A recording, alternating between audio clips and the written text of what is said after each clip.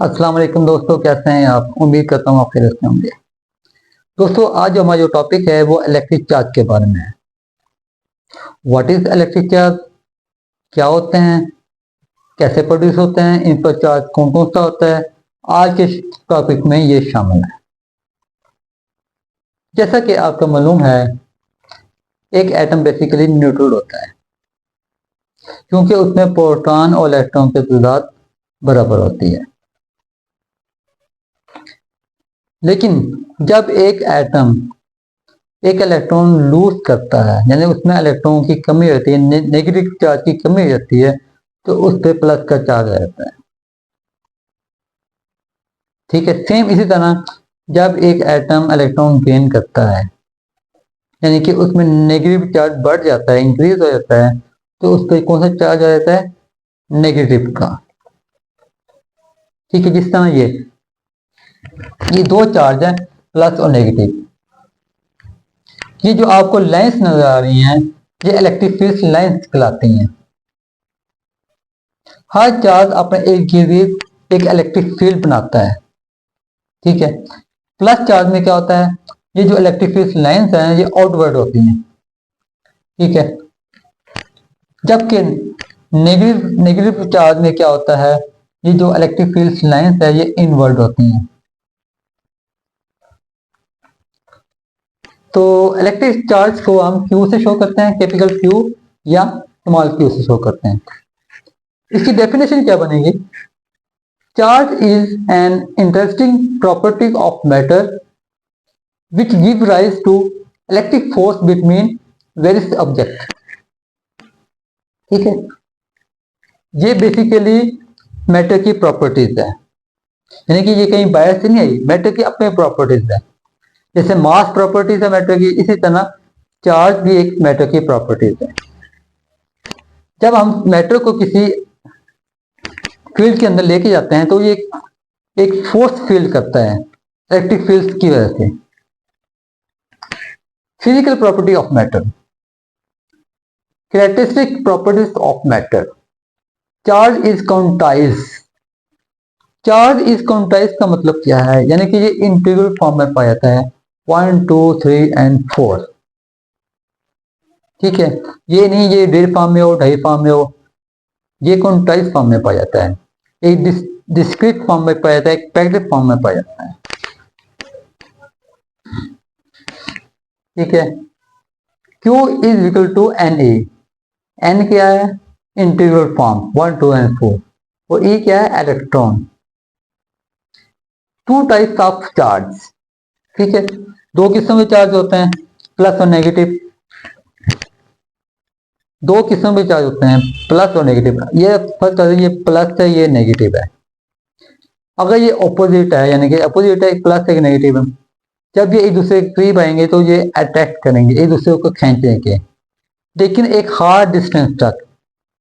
ये नहीं ये बिल्कुल ऐसे ऐसे नहीं होगा, क्योंकि इसमें इलेक्ट्रिक फील्ड पाई जाती है, इलेक्ट्रिक फील्ड लाइन पाई जाती हैं, तो एक हार्ड डिस्टेंस तक ये एक दूसरे को अट्रैक्ट करेंगे। इसी तरह अगर ये ऑपोजिट है, ये दोनों प्लस के चार्ज हैं, ये प्लस ये प्लस, जब ये एक दूसरे के करीब आएंगे तो ये रिपेल करेंगे एक दूसरे को। ठीक है, एक हार्ड डिस्टेंस तक इलेक्ट्रिक फील्ड की वजह से। ठीक है, ऐसा unit of charge coulomb capital C से शो करते हैं। अच्छा, चार्ज ऑन इलेक्ट्रॉन, एक इलेक्ट्रॉन पर जो चार्ज पाया जाता है 1.6 multiply 10 raise to power minus 19 coulomb. सबसे कम चार्ज जो पाया जाता है वो इलेक्ट्रॉन पर पाया जाता है, जो यानी कि फंडामेंटल पार्टिकल, यानी कि फंडामेंटल पाया जाता है, आजादाना पाया जाता है।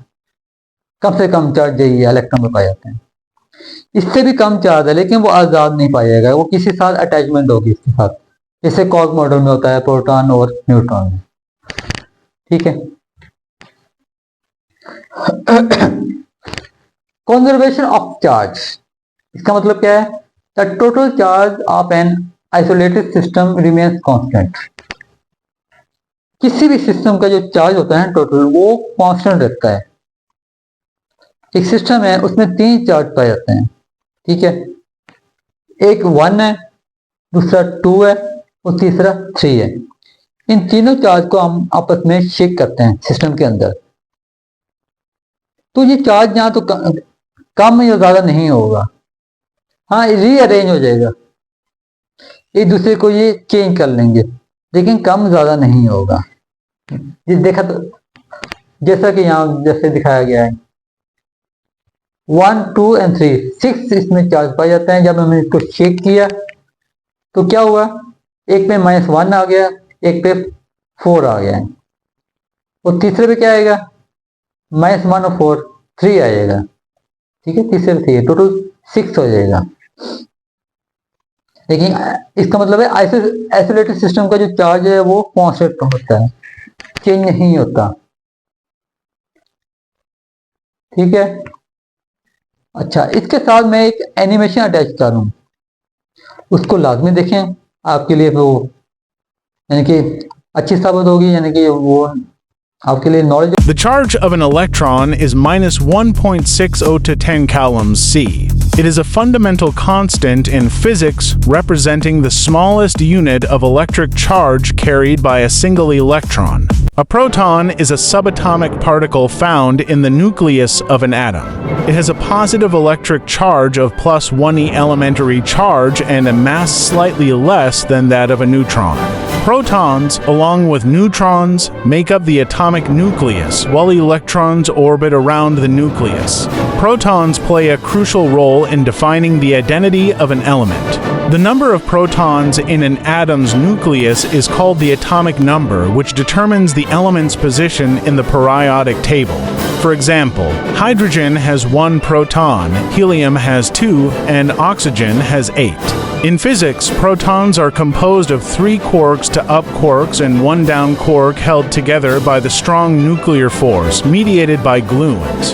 They are also important in particle physics experiments, such as those like charges refer to electric charges that have the same sign, either both positive plus or both negative. According to Coulomb's law, like charges repel each other while opposite charges attract. For example, two protons plus repel each other. 2 electrons repel each other. A proton plus and an electron attract each other. This principle is fundamental in electrostatics and plays a crucial role in fields like physics, chemistry, and electrical engineering. Quantized charge refers to the fundamental principle that electric charge exists in discrete, indivisible units rather than being continuous. The smallest unit of charge is the elementary charge E, which is the charge of a single electron, E or proton plus E. Key points: 1.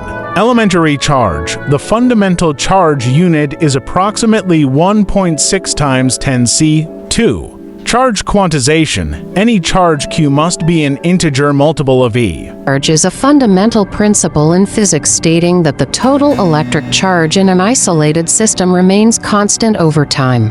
This means that charge cannot be created or destroyed, only transferred from one body to another. Key points: 1. Charge transfer. While individual charges can move between objects, the net charge remains unchanged. 2. Mathematical expression, Q underscore, text initial equals Q underscore, text final. 3. Microscopic view. Charge is carried by subatomic particles, primarily electrons' negative charge and protons' positive charge. The movement of electrons typically leads to observable charge changes. 4. Application in circuits. In an electrical circuit, charge conservation ensures that the amount of current entering a junction equals the amount leaving it. Kirchhoff's current law. 5. Particle interactions. In chemical and nuclear reactions, total charge before and after the reaction remains the same. A classic example of the conservation of charge is charging by induction in electrostatics. Example: charging a metal sphere by induction. 1. Suppose you bring a positively charged rod close to a neutral metal sphere without touching it. 2. The negative charges in the sphere are attracted toward the rod, while the positive charges move away. 3. If you now connect the far side of the sphere to the ground, the repelled positive charges will leave and only the negative charges remain. 4. When you remove the rod and disconnect the ground, the sphere is left negatively charged. Throughout this process, no charge is created or destroyed, it is simply redistributed, demonstrating the conservation of charge.